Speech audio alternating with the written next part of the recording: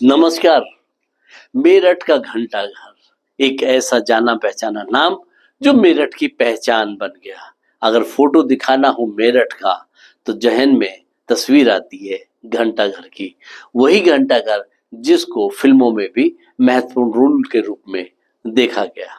चलिए इसकी कहानी को समझते हैं, क्योंकि ये वही घंटाघर है जो मेरठ के रहने वाले लोगों की दिलों की धड़कन थी और जिंदगी का लाइफ स्टाइल रुक जाता था, घड़ी के साथ चलता था, रुकता नहीं था, चलता था। चलिए उसके इतिहास में चलते हैं कि ये घंटाघर बना क्यों। महारानी विक्टोरिया के ज्येष्ठ पुत्र किंग एडवर्ड की ताजपोशी की यादगार में इस मेमोरियल टावर का शिलान्यास 17 मार्च 1913 को तत्कालीन जिलाधीश जेम्स पियर्सन ने किया। इस टावर का नक्शा मेरठ के मशहूर वास्तुकार फतेह मोहम्मद खान ने बनाया था। पूर्व में इस स्थान पर कम्बो गेट था। 13 फरवरी 1913 को म्यूनिसिपैलिटी के सभापति नवाब असादुल्ला खां अध्यक्ष की अध्यक्षता में एक रेगुलेशन पास कर माहिर कारीगरों से इस घंटाघर का निर्माण कराया गया। इसकी नींव में शीशे के जार में उस वक्त जारी सिक्के रखे गए हैं। इमारत 1914 में बनकर ये तैयार हो गई थी। इसकी घड़ी को इंग्लैंड से मंगाया गया था, परंतु जिस जहाज से यह आ रही थी वह समुद्र में डूब गया। बाद में इसकी घड़ी को इलाहाबाद की एक कंपनी से खरीदा गया था। इसमें लगी घड़ी वेस्टर्न वॉच कंपनी द्वारा बनाई गई है। इसके दैनिक रखरखाव के लिए कंपनी ने अपना एजेंट हाजी अब्दुल अजीज के नाम की सिफारिश जिला प्रशासन को की थी और हाजी अजीज को प्रथम तल पर एक कक्ष दिया गया। वहां उसने घड़ियों का शोरूम भी स्थापित किया। आज भी इसी परिवार के व्यक्ति घड़ी का रखरखाव करते हैं। तो आपके दादाजी थे? दादा ये थे अब्दुल अजीज। अब्दुल अजीज। और आपका नाम क्या हुआ? शमसुल अजीज। शमसुल अजीज। हाँ, शमसुल अजीज आपका। हाँ, कई सारे नाम उन्होंने बताए मुझे आपके मोहल्ले में। तो शमसुल अजीज। अच्छा, ये तो घड़ी मतलब तब से ही आपकी ये दुकान है घड़ी की। और अब ये कब से इस पे अब भी काम करते हैं या नहीं? नहीं, अब बिल्कुल काम बंद कर दिया।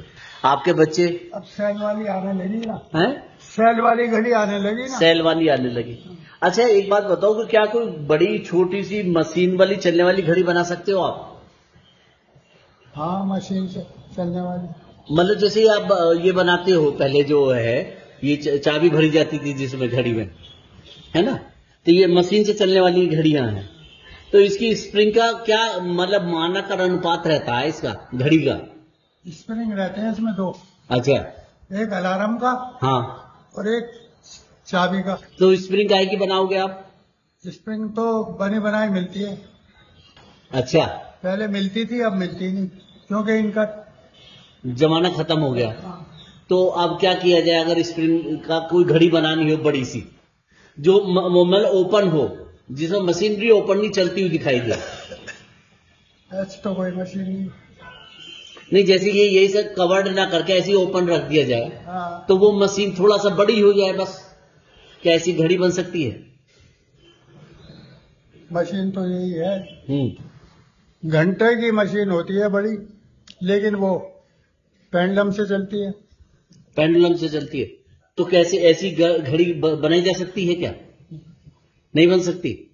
फिर कौन बना सकता है इसे? कोई भी नहीं बना सकता। कोई नहीं बना सकता। मतलब जमाने खत्म हुए। तो अब ये जो घड़ी है, जो घंटा, ये वहां से आती थी ना, जर्मन से। जर्मन से। लेकिन अभी जैसे यहाँ पर घंटाघर में है, उसके बाद यहाँ पे भी बनने लगी। तो यहाँ कहाँ बनती है? कौन बनाता है? बनती थी, दिल्ली में बनती थी पहले। दिल्ली में? अच्छा। वहीं से माल आता था। तो इसे ठीक करने कोई आता है जब खराब हो जाती है? इसे ठीक करने, हाँ, कराया था अभी। अच्छा। वो भी मैंने ही कराया था। तो उसका कोई क्या नाम है उसका जो ठीक करने आता है मिस्त्री? वो तो वहाँ है, कहाँ? बरेली में। बरेली में? उसका नाम पता है? Phone number? उसका नाम उसको जहन से निकल गया। दो भाई है वो। अच्छा, देखो जरा सा, शायद मिल जाए। ये शमसूल अजीज भाई हैं। अच्छा, आपको अवार्ड भी मिले हैं व्यापार संघ की तरफ से?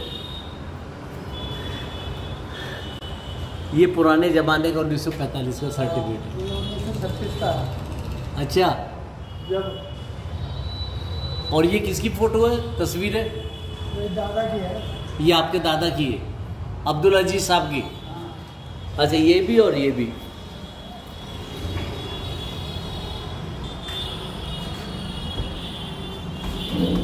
ये घड़ियां बिल्ली बंद हो गई, आती थी चलती थी।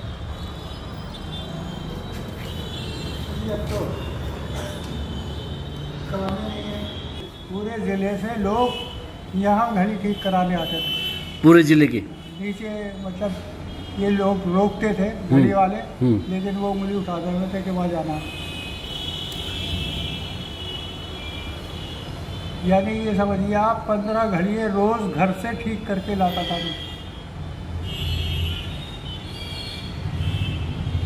यहाँ तो काम ही नहीं होता था, यहाँ तो लेने का और देने का होता था। अच्छा, घर पे ही करते थे? ठीक। हाँ, घर पे करते थे। तो अभी भी करते हैं या नहीं? अब ये बिल्कुल बंद कर दिया आप? अब तो नहीं। अब नहीं करते। तो अभी इस दुकान का क्या करेंगे आप? प्लान कर रहे हैं कुछ बच्चों को कोई और दुकान खोलने का या क्या? भतीजे वगैरह वो बैठ जाए। वो क्या करेंगे? वो भी घड़ी का ही काम करेंगे? जो मर्जी आएगा वो कर लेंगे।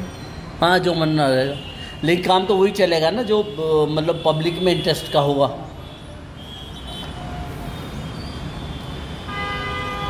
यहाँ रास्ते बंद हैं सारे के सारे, और इधर से भी मेरे ख्याल से बंद है, इधर से भी।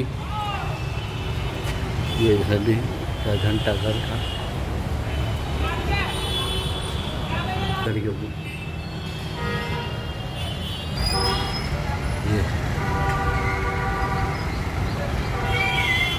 उस समय घंटाघर के चारों ओर ऊंचे खंभों पर लटके गैस के हंडों से रोशनी होती थी।